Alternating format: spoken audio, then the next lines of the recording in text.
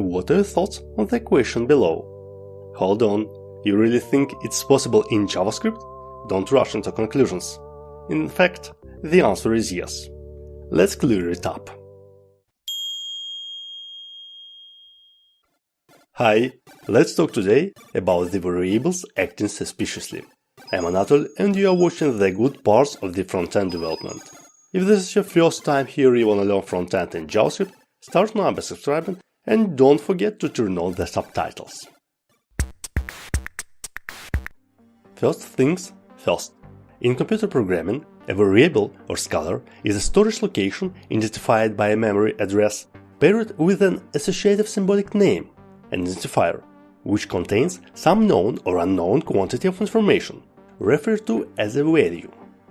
Therefore, it might be something else besides the primitive types. Put your attention to a double equation.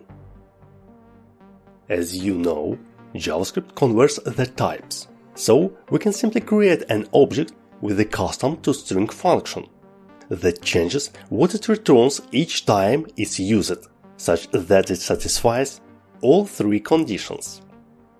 Further option: when you're working with an array, and pop the values one by one.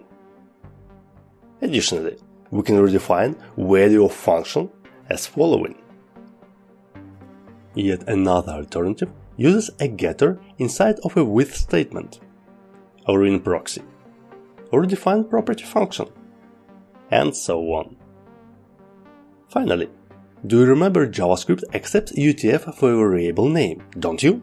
Hence, it might be Latin, Greek, full-width Latin, Cyrillic, or even Cherokee characters. The generic term for this is homoglyphs, different Unicode characters that look the same. Moreover, it might contain some hidden characters. That's it. So easy. Maybe too much. If you like this video, give it a thumbs up, share it with your friends, subscribe to the channel and watch other episodes. Thanks for watching and dive deeper.